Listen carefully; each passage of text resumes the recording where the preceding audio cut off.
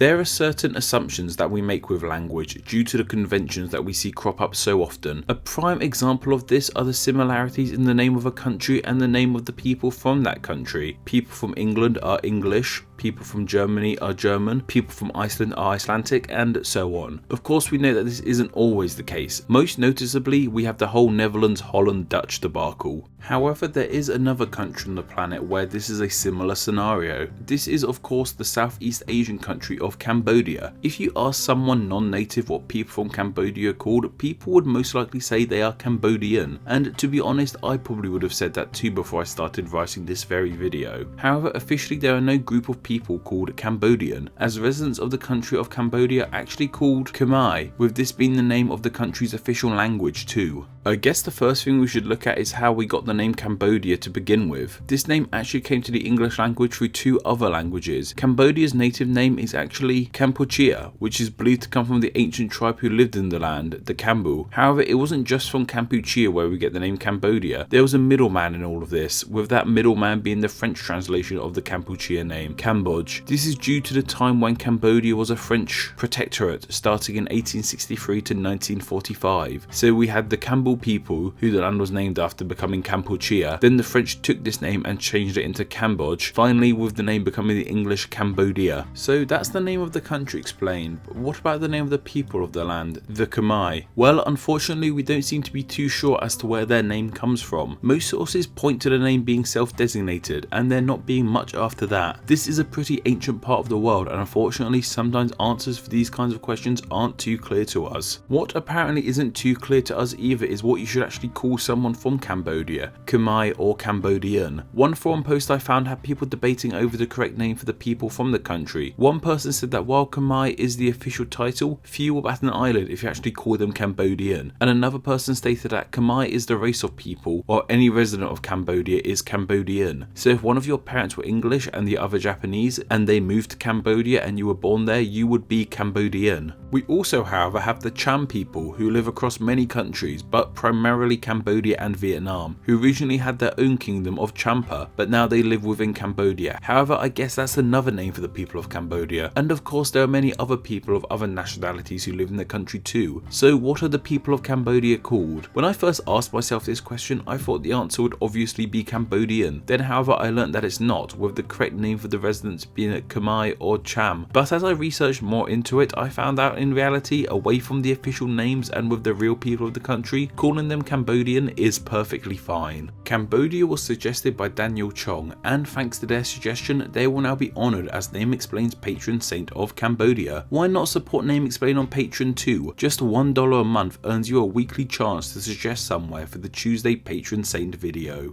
And of course a huge thank you to all my patrons. These Tuesday videos would not be possible without the support of everyone who donates every month on Patreon. Even just $1 a month helps out in a huge way and gets you exclusive Patreon rewards. Thank you.